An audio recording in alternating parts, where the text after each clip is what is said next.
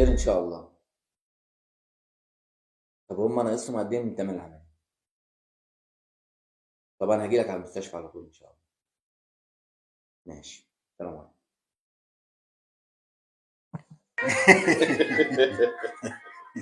يا على الايام بتاعت زمان يا اخي. لا سيبك انت، الحته دي هتطلعك التاسع على السلم. على السلم.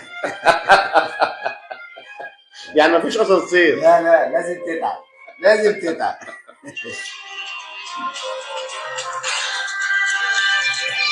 بلغم طيارة السجارتين من نفخنا.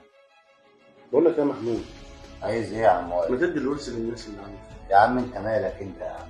وانت عارف ايه الموضوع؟ انت عايش في وسطنا، دول اتصرف عليهم تعليم وانا كنت شقيان في الارض في حياة ابويا، وقلت لازم اخد الارض دي بتاعتي انا مش بتاعت حد تاني. برضه مهما كان دول اخواتك. بقول لك يا عم وائل، خليك في حالك، وبعدين بص لنفسك، مين اللي بينصحك؟ ده انت نص ستات مصر انت عارفها، وانت اللي جايب لنا الصنف ده نشربه. خليك في حالك يا عم وائل وخلي الطبق مسطور. الصنف اللي مش عاجبك ده مروق على الشباب كلها. اشرب اشرب. الحمد لله. فل الفل يا أوي أوي، ده أنا جاي عشان أتعرف.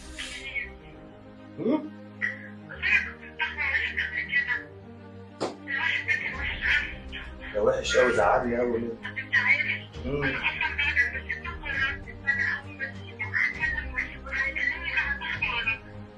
أوه. طب ثواني ثواني. ايه اللي انت بتعمله؟ مش تخبط يا عم قبل ما تخش؟ ده اوضتي، انت اللي جابك يا هنا. اوضتك يا عم فيها شبكة يا عم. لا يا اخي، النهارده دنيا بكره اخر. قوم البس روح شغلك يلا. جاي وراك جاي وراك. أنا هقول لك على اسمي بعدين، تعالي في المضمون، تعالي في المضمون. الحمد لله رب العالمين، خلصنا الموضوع على خير وعدينا موضوع المستشفى ده، واللي قدرنا عليه ربنا بنعمله. اللهم لك الحمد والشكر يا رب. ماشي يا حاج، مع السلامه. الحمد لله على السلامه يا بهوات. الله يسلمك. ايه التاخير ده كله؟ تأخير ايه بس؟ وفي حاجة؟ احنا اتأخرنا؟ مأخرين ساعه ونص. لا انا الساعة معايا 7. ساعتك واقفه على 7. ايوه ما انا ظابطها على 7 عشان ما نتأخرش. ضاربين حاجه ولا ايه؟ خالص. اي ده كان جامد أوي أوي أوي أوي أوي أوي أوي أوي. لا معلم. الحمد لله على السلامه. الله يسلمك. يعني انا رحت مشوار ورجعت، قلت لك تعالى ورايا وانت برضو لسه جاي. أنت بطل. انت مستفز يا اخي. يا اخي اتق الله يا اخي. هتعملوا امتى لاخرتكم؟ امتى؟ والله اللي جامد أوي. بس إيه الحتة السوداء؟ السوداء دي بقى كانت جامدة أوي طبعا.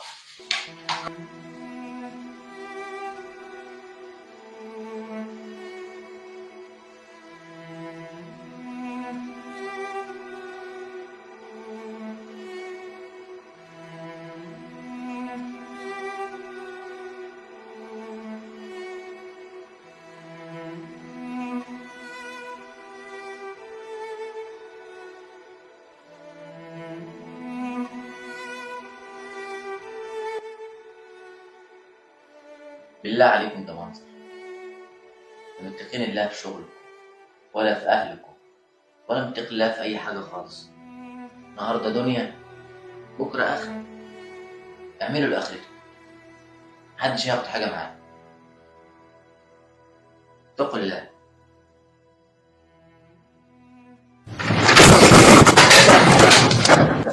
نسب إلى نبي الله لقمان أنه وعظ ابنه فقال له: يا بني بادر بالتوبة فإن الموت يأتي فجأة.